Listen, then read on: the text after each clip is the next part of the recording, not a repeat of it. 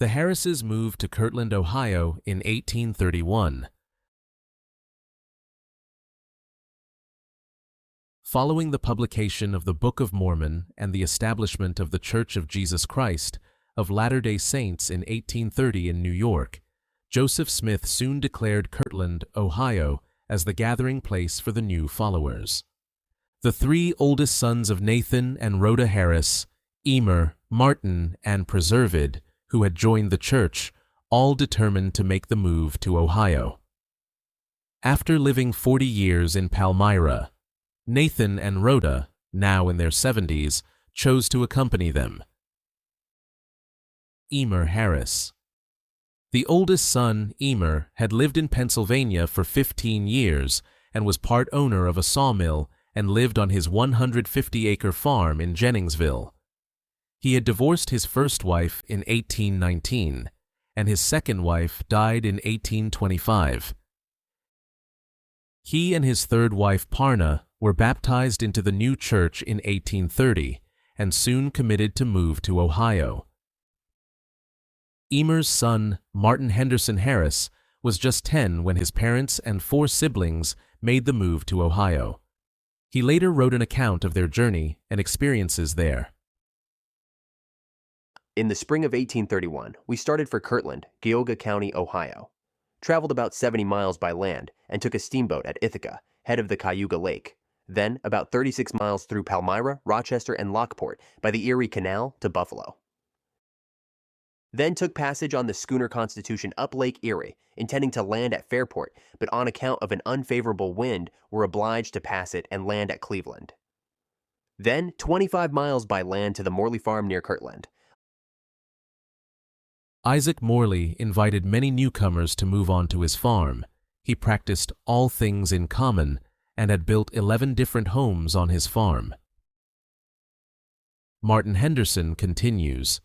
Lived there until fall, when we moved about 60 miles west into Brownhelm, Lorain County, to the house of Stephen Parsons. Lived there until the spring of 1832, when we moved onto Thorett Parsons' farm. While there, Father started on a mission east and was gone a year.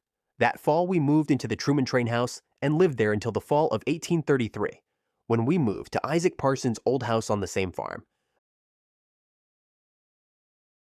I was working for George Evans on November 12th when the stars fell.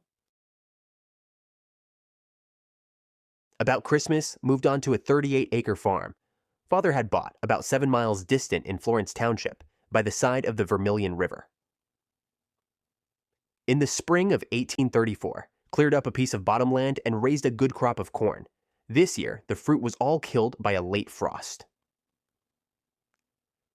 In 1835, raised this year a middling crop of corn, a good crop of potatoes, and had a good crop of apples. That fall, Father went to work on the Kirtland Temple. In the spring of 1836, we gave up the farm and were moved by Moses Daly onto the Foy farm about 3 miles from the town of Kirtland on the Chardon Road land. Rented the farm of 10 acres for 1 year for $30. Summer was cold and wet. Raised poor crops but had plenty of apples. In the spring of 1837, moved on to the place belonging to John Harriet. Provisions scarce and high, raised poor crops this year. In the winter of 1837, we rented that place another summer. Cut the hay and put in the barn for the rent. In the spring, after the crop was in, Father started for Pennsylvania to get the pay for his farm that he had left there. Father returned from Pennsylvania sometime in July with a span of horses and a light wagon, bought another horse and a 2-horse wagon from Uncle Preserved, and started for Missouri. He and his family soon moved to Illinois and eventually to Utah. Emer's children. Emer's second oldest daughter, Elathan, who had married Northrop Sweet in 1827, also made the move to Kirtland with 3 young children. They later moved to Michigan around 1850. Elvira, Emer's third daughter, married Benjamin Mosier in 1829 in Palmyra, and by the mid-1830s had moved to Ohio to raise their family of 3. Sophronia Harris, Emer's 4th daughter, married John Manchester in 1828 and after living 7 years in Michigan, moved to Ohio by 1836, raising a family of 10. Martin Harris. The second oldest son, Martin, was financially the most successful of all his siblings.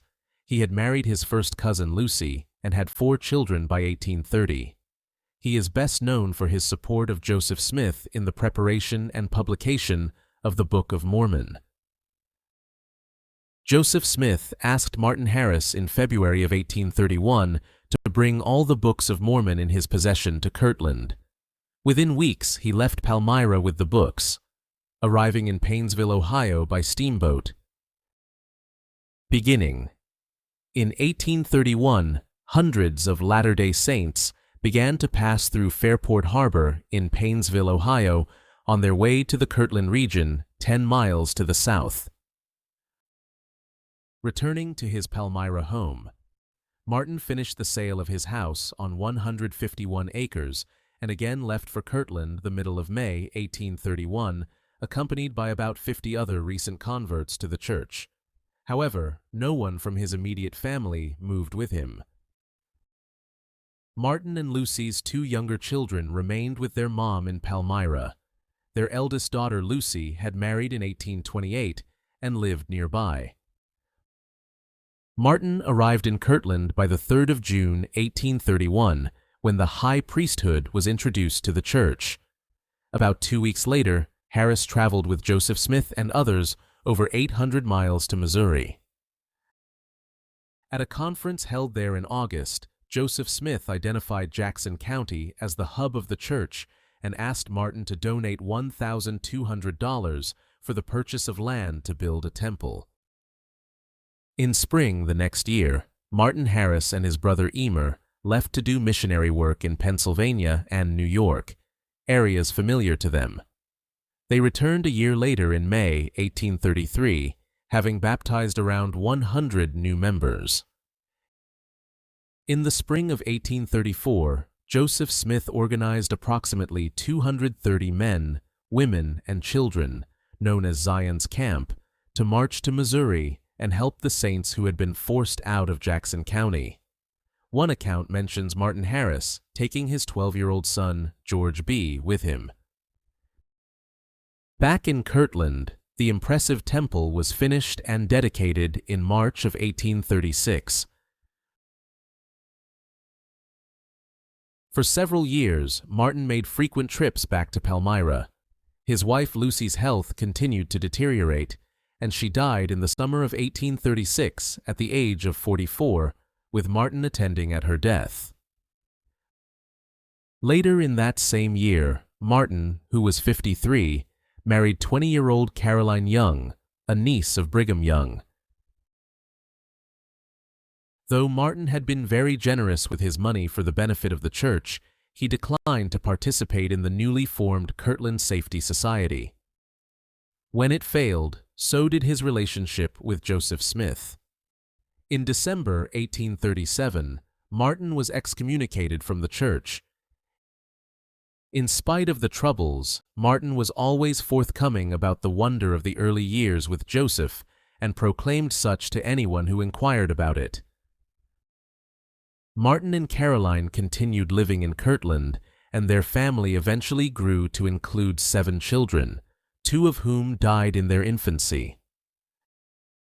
As the years passed, Caroline became increasingly anxious to join relatives and friends in Utah, but Martin resisted believing he would not be welcome. In 1856, Caroline chose to leave him, take the children, and travel west to Utah. For another 14 years, Martin involved himself with various offshoot groups of the church. He happily gave tours of the Kirtland Temple to visitors. By age 87, he was living off the charity of friends. Then, in 1870, with a personal invite from Brigham Young and a donated train ticket, Martin traveled to Utah. His arrival in Salt Lake made front-page news. Martin's son, George B., worked as a mariner for 20 years, then came to Kirtland by 1858 and lived with his father next to the temple. George was soon married, but was divorced after 3 years. He then enlisted into the Civil War, but was killed in 1863. Following the death of her mother Lucy, Martin's youngest, Elizabeth, still 17, was engaged to Amos Adams, and needing her father's permission, traveled to Kirtland and married there. The new couple then returned to New York.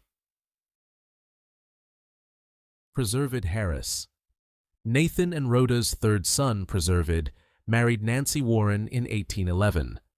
The couple lived very near his parents and on portions of the original 600 acres in Palmyra, acquired by Nathan in 1793.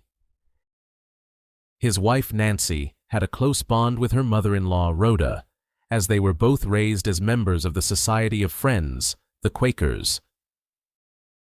It was Preserved, having heard Joseph Smith obtain the gold plates in October of 1827, who informed his brother Martin of the news. He was also one of Martin's 5 family members permitted to be shown the first 116 pages of the revealed manuscript. Preserved's date of baptism is not known, only that Joseph Smith preached at his home on the way to Ohio in late January 1831. Preserved and his wife Nancy were caring for his aging parents when his family of 9 children relocated to Ohio. Nathan and Rhoda accompanied them. Their oldest daughter Harriet and husband John Sweet and newborn baby also joined the group in their move.